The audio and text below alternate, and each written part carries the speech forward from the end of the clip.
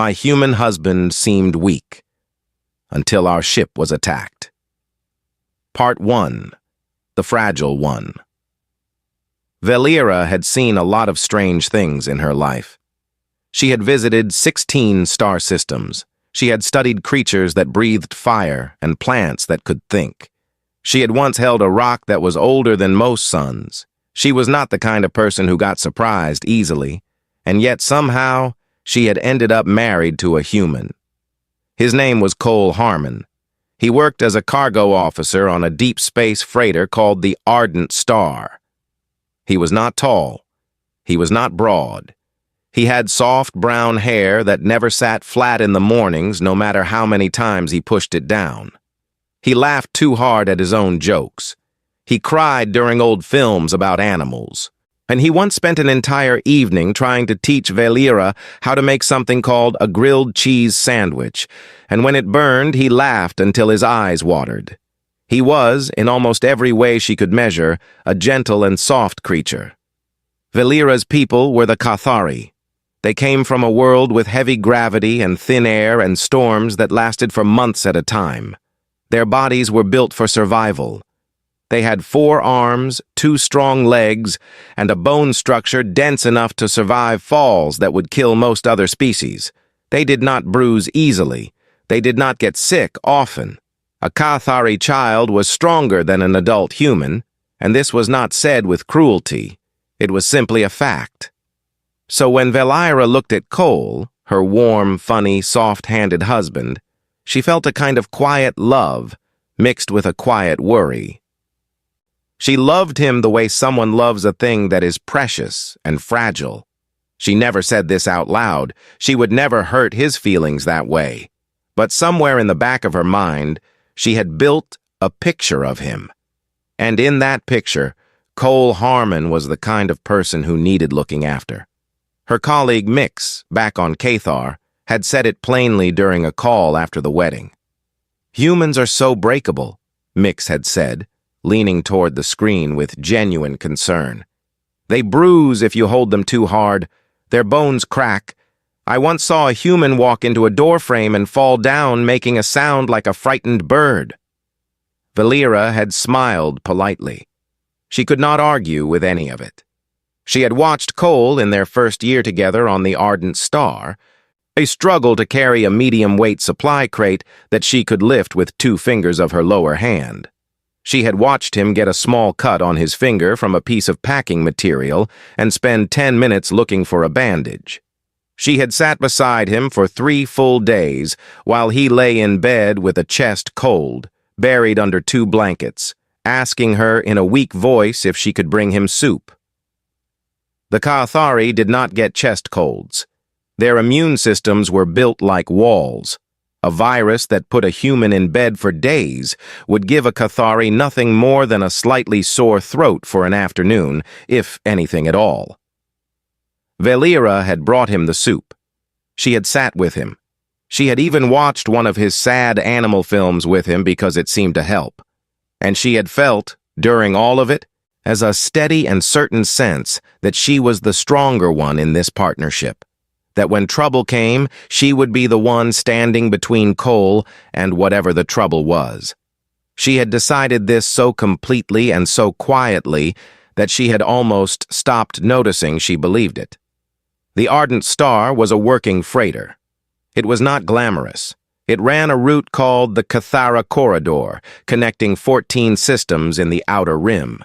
The cargo was mostly industrial: machine parts, chemical compounds, construction materials for the colony stations that were still being built out in the far sectors. The work was steady and mostly dull, and that was fine.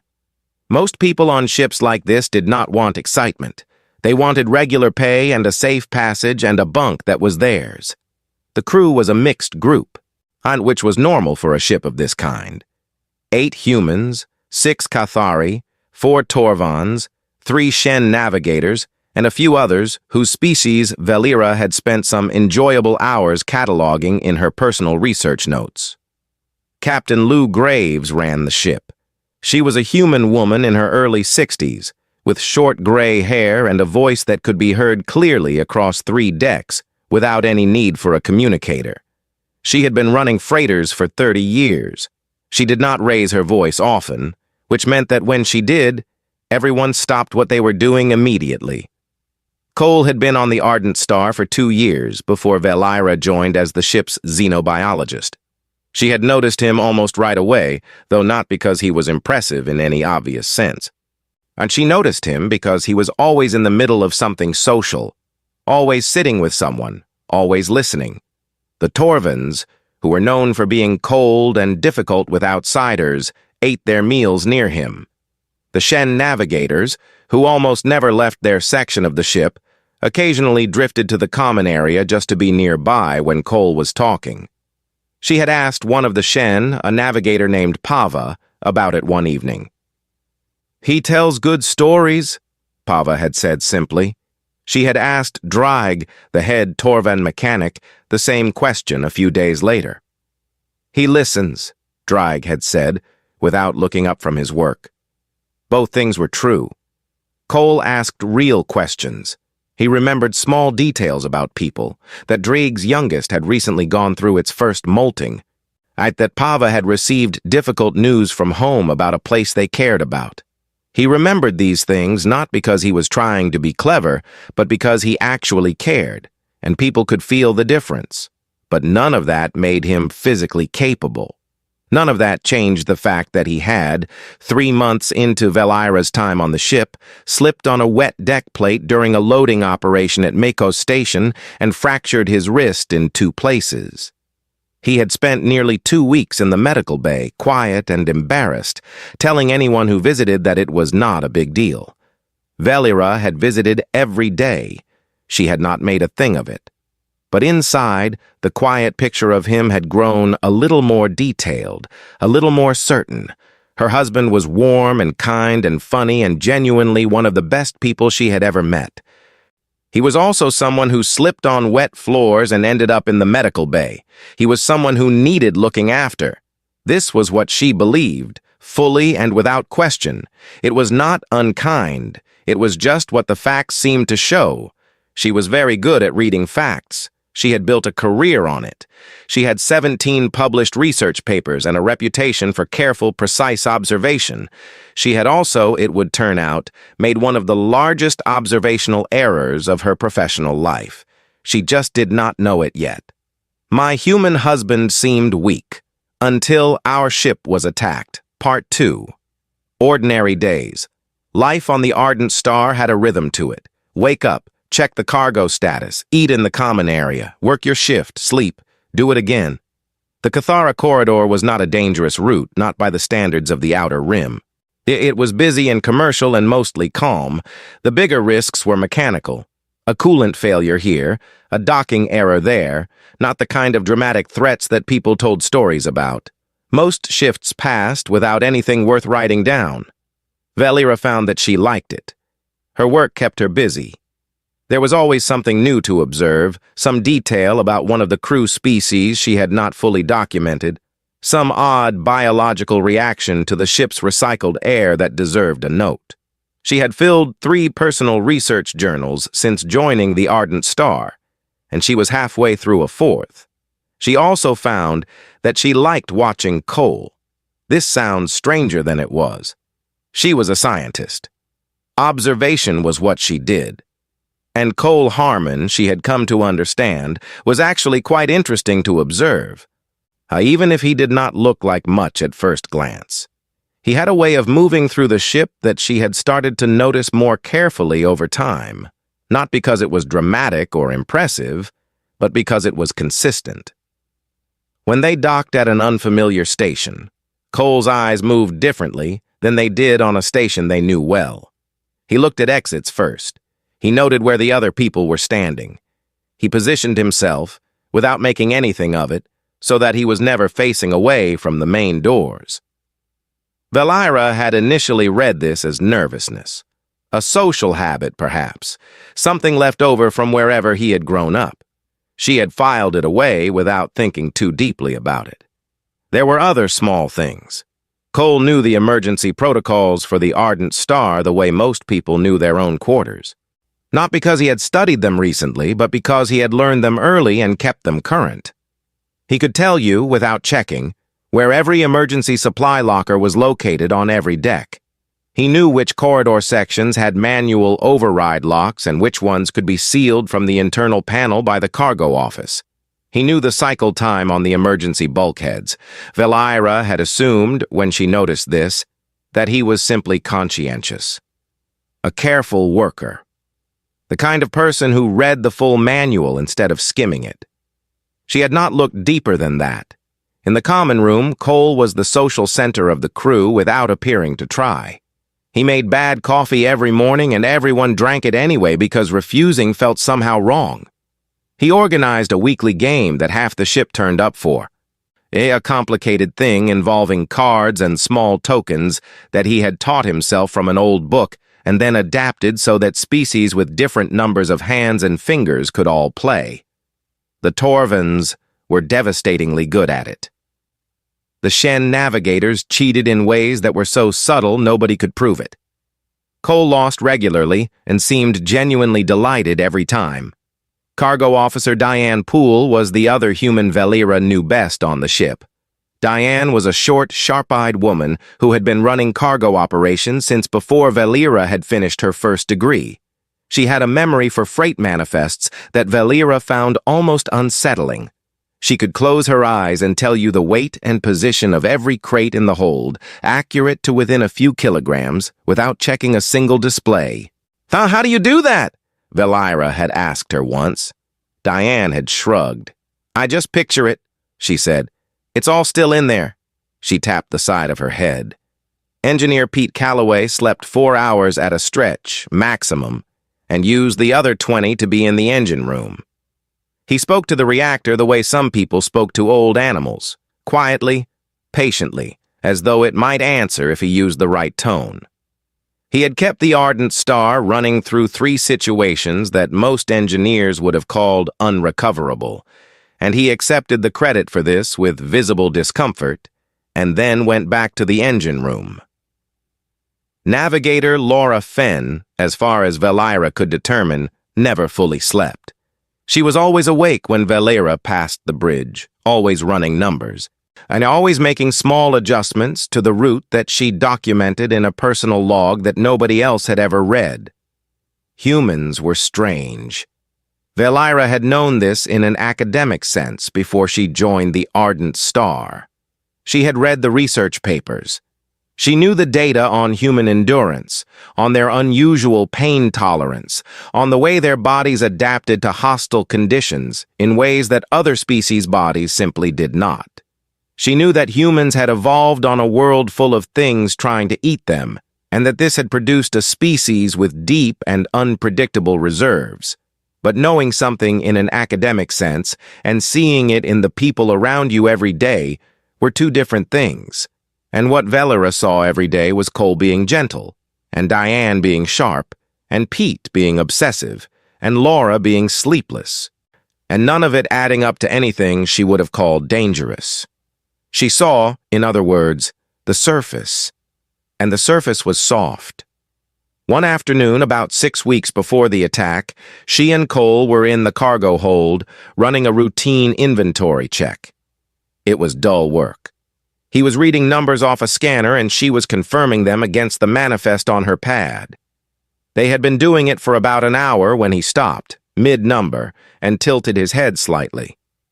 "What?" she asked. "That panel," he said, nodding toward a section of the inner hull near the port loading door.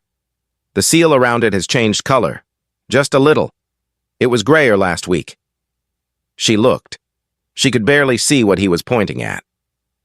"It is probably just the lighting," she said. "Probably," he agreed. And he made a note on his scanner and sent it to Pete without making a thing of it. Pete found a microfracture in the seal lining 2 days later. Left alone for another few weeks, it would have become a slow atmospheric leak, the kind that was hard to detect until it became a serious problem. He fixed it in an afternoon and sent Cole a brief message that said only, "Good catch." Cole had not mentioned it again. He had not used it as a story or brought it up at the card game.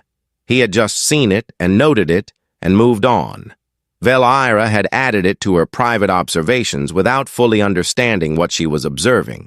She was cataloging him the way she cataloged everything, collecting data, organizing it, building a picture. And the picture she was building still looked the same as it always had. Her kind and careful and physically limited husband, the one she would protect when the time came. She was thorough. She was precise. She was one of the better scientists on her home station, and she knew it. She was also, in this particular case, missing the most important part of the picture entirely. She was measuring the frame and ignoring what was inside it. She was looking at his soft hands and his bad coffee and his tears during animal films, and she was calling that the full story. Outside the viewport, at the end of the cargo hold, the stars slid past slowly as the ardent star moved deeper into the corridor. 6 weeks later, those same stars would be the backdrop for something that would change the way Velira saw everything: her ship, her crew, and most of all, the man she had been quietly, lovingly, and completely wrong about.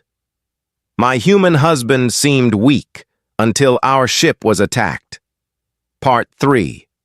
The Attack. The ardent star was 6 days out from Mekos station when everything went wrong. There was no warning.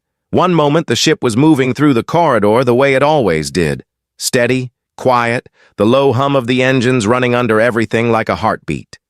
The next moment, something dropped out of fold space off the port side, and the world came apart. The proximity alarm did not even finish its first full sound before the attacking ship fired. The first shot took out the ardent star's communications array. It tore the whole structure off the side of the hull like a hand sweeping something off a table. The freighter lurched hard to the right. The lights went out. They came back on a second later, but red now and lower. And everything looked different under that red light. Sharper and more serious and wrong. From deep in the aft section of the ship came a sound that Velira recognized immediately. The grinding, tearing sound of a hull breach. Something had punched through the outer wall. She was in her lab when it happened. The force of the hit threw her into the sample cabinet behind her. She caught herself on her lower hands, pushed off the cabinet, and was already moving toward the door before the emergency alarm had finished its second pulse. She was a scientist, not a soldier. But she had been through emergency drills. She knew the protocol: get to a sealed section, find the crew, stay low, and move fast. The main corridor to the bridge was blocked. A support strut had come down across the passage.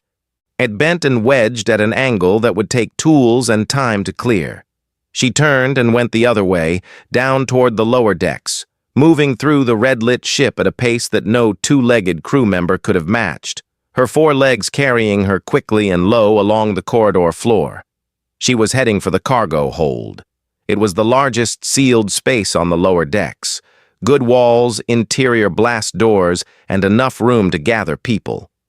She pushed through the cargo hold door and stopped. Cole was already there. She had expected somewhere in the back of her mind to find people frightened and scattered, the way people often were in the first minutes of a sudden emergency, before the training kicked in and the fear settled into something manageable. She had expected to walk in and begin helping whoever was there to calm down and organize. What she found instead was a space that was already organized. The interior blast doors on the lower cargo access points had been sealed. The emergency weapons locker near the portside wall, a locker Velira had honestly forgotten was there, was open and had already been partially distributed. Dreig, the Torvin mechanic, was standing at the far blast door with a stun rod in his heavy hands. 2 of the Cathari crew members, Soth and Vane, were positioned at the second door. They were not panicking. They were watching the doors and waiting. Cole was in the middle of it all. He had a plasma cutter in one hand, not a weapon exactly, but also not nothing. He was crouched next to Pava, the young Shen navigator, and who was pressed against a wall of cargo crates with their color faded to the pale silver that meant serious fear. Cole was speaking in a voice that was low and very steady, the way a person speaks when they need the sound of their voice to do as much work as the words themselves. "Look at me," he was saying. "Just keep looking at me. The Vethkai want the cargo. They are not here to hunt people through the ship. They want to grab what they came for and go. That means if we stay sealed and give them nothing easy, they will keep looking for the easy way in and they will run out of time. You are not in danger right now. You are in cover. Those are two very different things." Pava's color was slowly shifting back toward blue. Their breathing was evening out. Valera stood in the doorway and could not move for a moment. She was watching the scene the way she watched things when something did not fit the category she had placed it in, with a suspended, almost confused attention. Cole looked up and saw her. "Good," he said. Just that one word, calm and direct, like she was exactly who he needed and he had been expecting her. "Upper cargo access, that second platform above us. If they breach the forward door, the angle is bad for everyone on the floor. From up there, you can hold it. Can you do that?" She realized a breath later that she had already started moving toward the ladder. She had not decided to. She had just moved because he had asked in a way that made it obvious and clear, and her body had answered before her mind finished processing. She climbed to the upper platform, took the stun rod that Soth passed up to her, but looked down at the cargo hold below. Cole had gone back to the internal panel near the east wall. He was checking what ship systems were still accessible from the hold. His hands moved over the panel quickly, but without rushing, like someone who had thought through this kind of problem before and knew where to start. "Comms are down," he said, to no one in particular, and to everyone at once. "Internal ship channel is gone, but the blast door controls and the internal sensors are still live. I can see where they are." "How many?" Drag asked without turning from his door. 4 came through the breach. They are in the aft corridor right now, moving slowly." He paused. "They are looking for the manifest terminal. They want to know what we are carrying before they start loading." "That buys us time," Soth said. "Yes," Cole said. "Oh, about 8 minutes, maybe 10. Then they will start moving freight or they will cut their losses and go. Either way, our job is to make the hold as difficult as possible for as long as possible." No one argued. No one asked why they were listening to the cargo officer instead of waiting for the captain. The answer to that question was simple. Cole was here, and he already had a plan, and the plan made sense. That was enough. Valera looked down at her husband from the upper platform and felt for the first time the strange and disorienting sensation of seeing someone she thought she knew and not recognizing them. Not because he had changed, but because she was finally seeing something that had always been there. He was not frightened. That was the first thing she had noticed, and it was the thing she kept coming back to. And the situation on the Ardent Star was genuinely dangerous. A Vethkai raiding crew was inside their hull. The communications were down. The captain was cut off on the bridge. They were sealed in a cargo hold with a stun rod, a plasma cutter, and a handful of crew members of varying physical capability. Cole stood in the middle of all of it, and he was not frightened. He was focused. There was a stillness in him that she had never seen before, a quality she did not have a word for in her own language, something between patience and readiness. He was watching the sensor panel and he was thinking, and whatever he was thinking, it was not about how scared he was. Valera had always believed she would be the one standing between Cole and danger when danger came. She had believed it quietly and completely for 2 years. But she was standing on a platform above him, holding a stun rod, covering a door because he had told her to. Something in the picture she had built of him was beginning, very slowly and very surely, to crack. The sensor panel beeped once. Cole looked at it. "They are moving," he said. "Forward access, 2 of them." "How long?" Drag asked. 2 minutes, maybe less. Drag tightened his grip on the stun rod. Soth and Vane shifted their weight. Pava, still against the wall of crates, pressed their back flat and raised the emergency rod that Cole had pressed into their hands earlier. Cole looked up at Velira on the platform above. He met her eyes. "Hold the door," he said simply. She held the door. My human husband seemed weak. Until our ship was attacked. Part 4. What Humans Do. The first two Vethkai came through the forward access corridor exactly when Cole had said they would. The Vethkai were not small creatures. They came from a high-gravity world, and their bodies showed it. They were broad and low and covered in thick natural plating, a kind of hardened outer layer that their species had grown over generations of, living in an environment that wanted to crush them. The two that pushed into the upper cargo access were also wearing salvaged combat armor over their natural plating, layered protection that made them look even larger and heavier than they were. One of them was carrying a Garathi pattern disruptor, a long, powerful weapon built for distance. It military-grade and illegal in most of the systems the Ardent Star moved through. Velira met them at the platform. She was not a soldier, but she was Cathari, and Cathari were not built lightly. She drove the first one back with the stun rod, pushing into its advance and forcing it to deal with her before it could get an angle on the hold below. She held the corridor for 4 full minutes, which was longer than she had expected to last, working the narrow space to her advantage, keeping herself between them and the ladder down to the hold. Then the second Vethkai found an angle she could not cover, and the first one recovered faster than it should have, and she had to fall back. She came down the ladder fast and hit the cargo hold floor and looked up. Cole was gone from the sensor panel. She turned, already moving, and found him. But he was not behind cover. He was not at the panel or near the blast door controls. He was moving across the open floor of the cargo hold, low and fast, moving directly toward the Vethkai that had just forced her back through the forward access door. The creature had come through the lower entry point, the one she had not been covering, and it was in the hold now, and it was large and armored and carrying a weapon. Cole moved toward it. Velira's mind could not fully process this for a moment.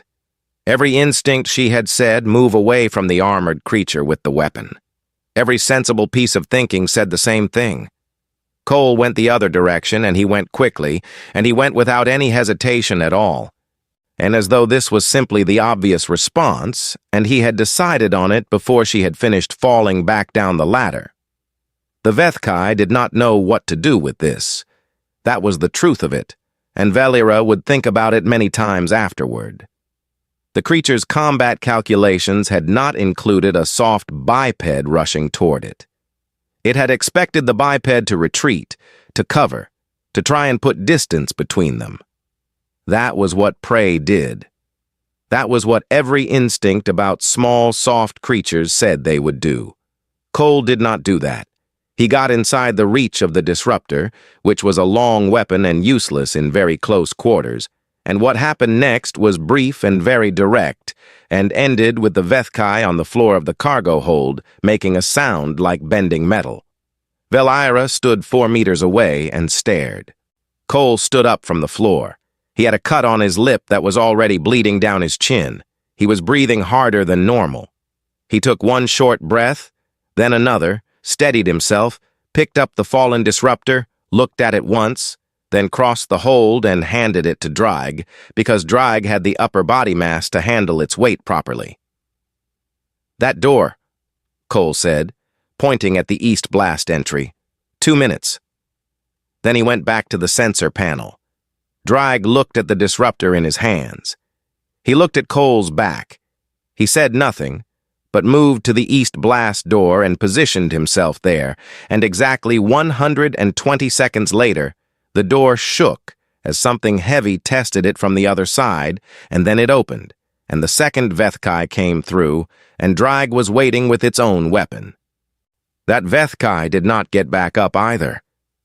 The remaining 2 raiders were in the aft corridor. Cole could see them on the internal sensors. They had made it to the freight lift access point but could not get it open. Diane Poole, Velira would learn later, had locked the freight system from the cargo management terminal before the attack got that far. The two Vethkai stood in the aft corridor for several minutes, trying options that were not going to work, and then began to move differently, slower, less purposeful. "They are reassessing," Cole said quietly, watching the sensor display. "Two down, cargo access sealed, comms jammed, so they cannot call for backup instructions. They are going to cut their losses soon." The blast door at the top of the main hold stairway opened.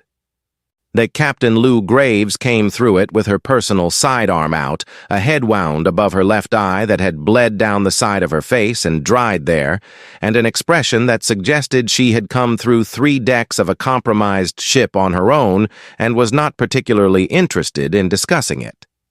She looked at the hold. She looked at the two Vethkai on the floor. She looked at Cole standing at the sensor panel with blood on his chin and a calm expression on his face. "Mr. Harmon?" she said, in the flat, professional tone she used for status reports. "Situation. 2 down here. 2 more in the aft corridor pinned. They have stopped pushing for the cargo. They will pull back to their ship in the next few minutes. Their extraction window is closing." The captain looked at the sensor display. He turned toward her. She studied it for 3 seconds. "Agreed," she said. "All crew, brace for fold space exit signature off port. Let them withdraw." Nobody argued. The captain's word was the captain's word, and beyond that, the logic was sound. The Vethkai had failed. Their timing was broken. Forcing a final confrontation served no one. The 2 remaining raiders moved through the aft section, back to the breach point, and were gone in under 4 minutes. The fold space signature rolled through the hull sensors shortly after, and then there was silence. And the red emergency lights were still on, and the ship was damaged, and the communications array was gone. But it was their ship, and it was intact, and everyone on board was still alive. The Valera was sitting on a cargo crate near the east door when Pete Calloway arrived from the engine room with a patch kit and an expression of deep personal offense at what had been done to his ship. Pava came and sat beside Valera without speaking, which was a Shen way of showing that they were grateful for something they did not have words for yet. Drigg set down the disruptor carefully and looked at it for a moment and then looked at Cole. "You knew they would come through the east door," Drigg said. It was not quite a question. "The sensor pattern suggested it," Cole said. "The west access had better cover from their position in the corridor. East was the faster route. They were going to take the faster route." Drigg was quiet for a moment.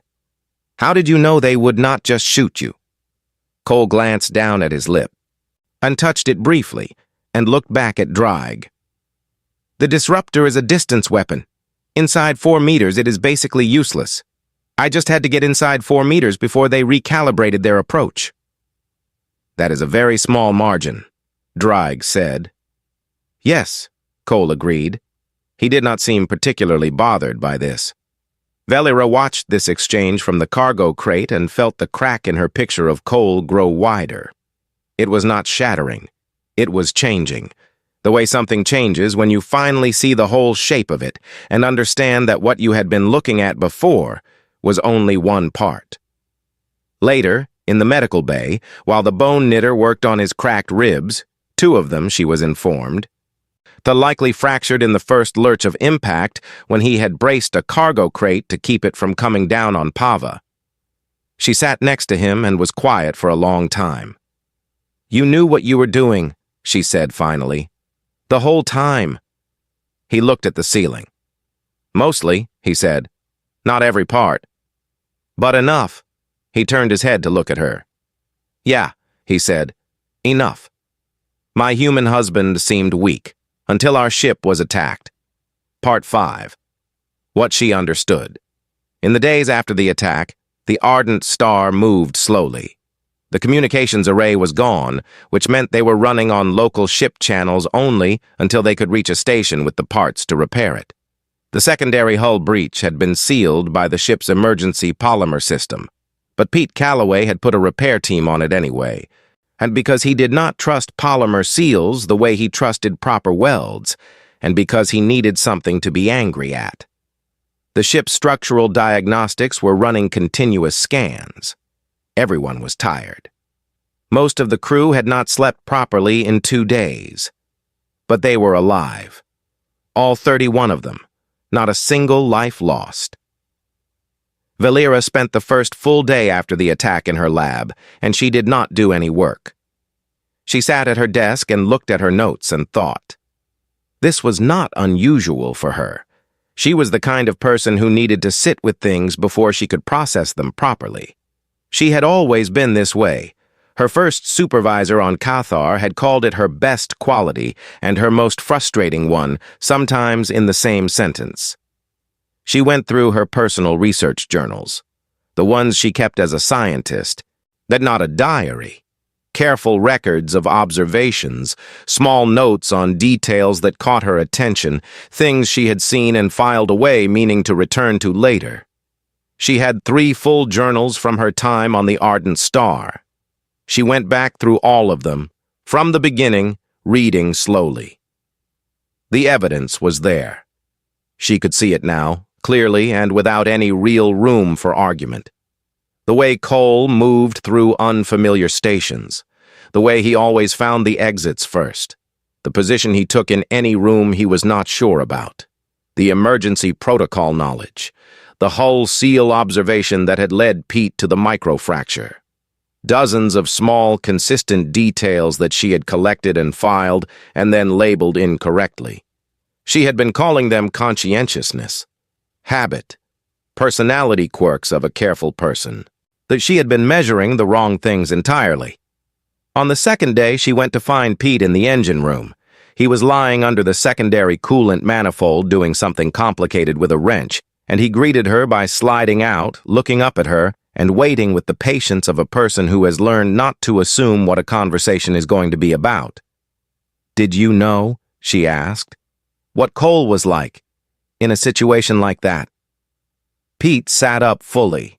He turned the wrench in his hands once, looked at it, set it down. "Yeah," he said. "You were not surprised?" "No." "None of you were surprised," she said. It was not an accusation.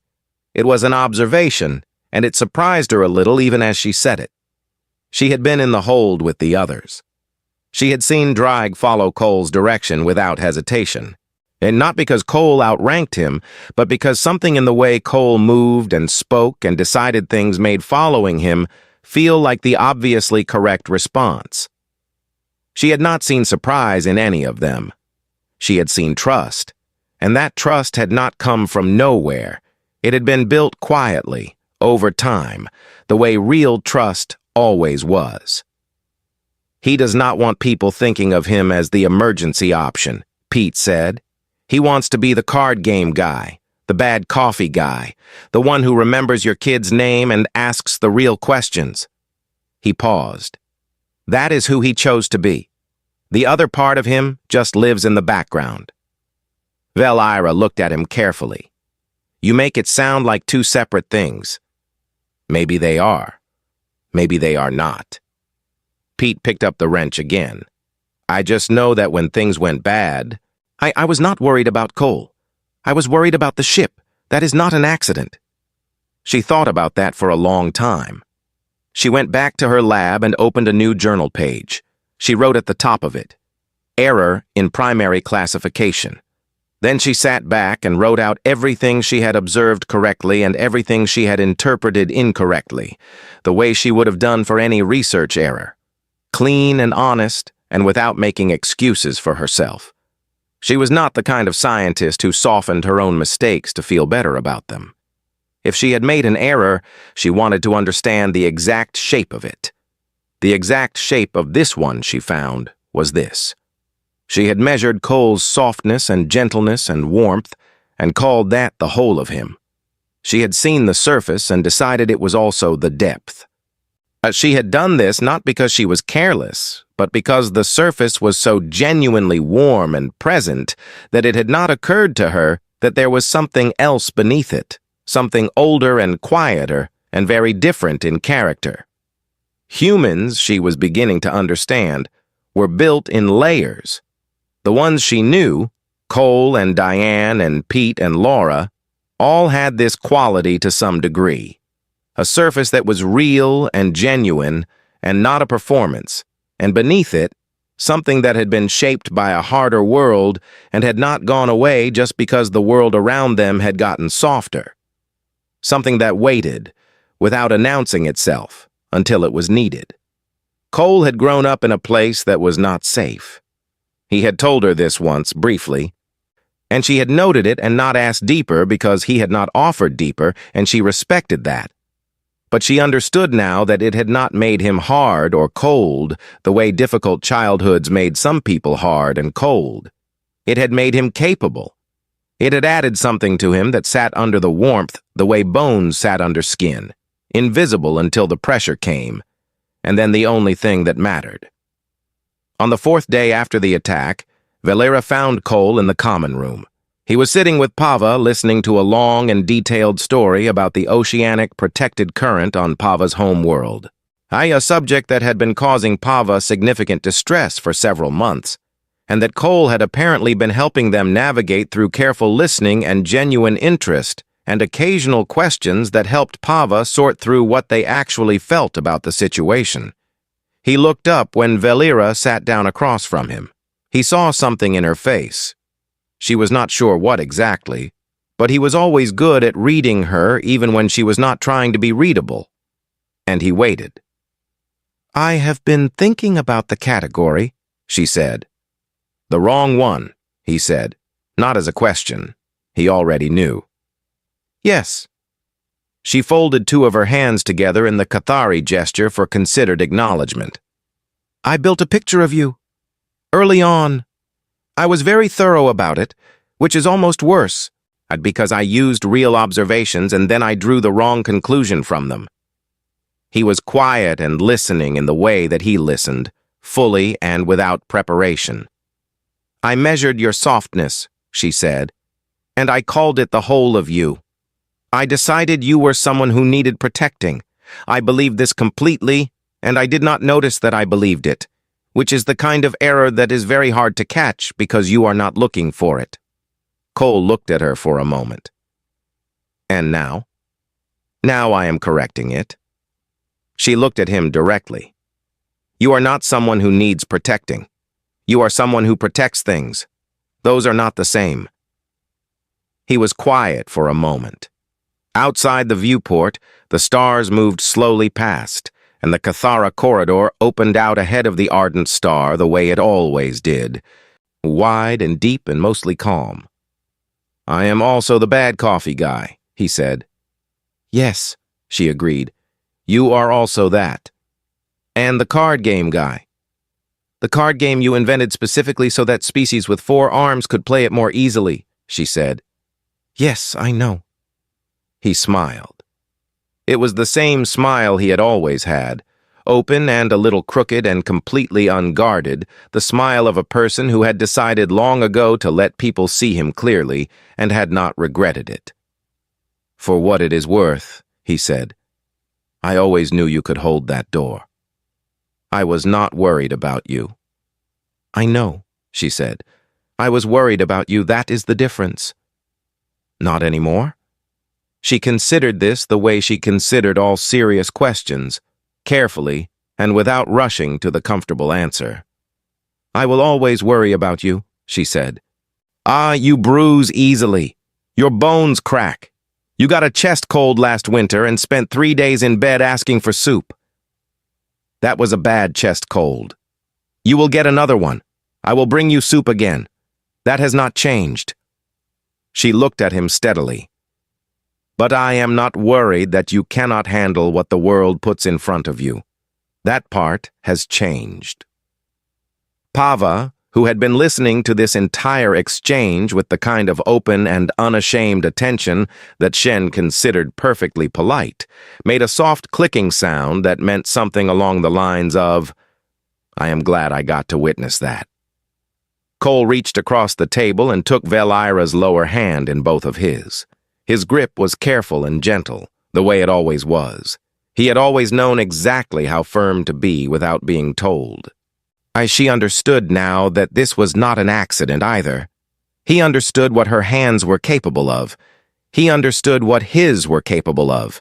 He held hers with the right amount of care because he had taken the time to know the difference. She had not noticed this before. She was noticing it now. Outside the common room viewport, the stars continued their slow passage. The ardent star moved on through the Cathara corridor, carrying its freight and its crew and its small, complicated, cross-species collection of people who had chosen to make a life together in the deep space between worlds. Velira of the Cathari, xenobiologist, wife, careful observer, corrector of her own most important error, held her husband's hand and looked out at the dark and quietly and thoroughly finished rewriting the map. She had 17 published research papers. She was good at this. She just had to look at the right things. She was looking now.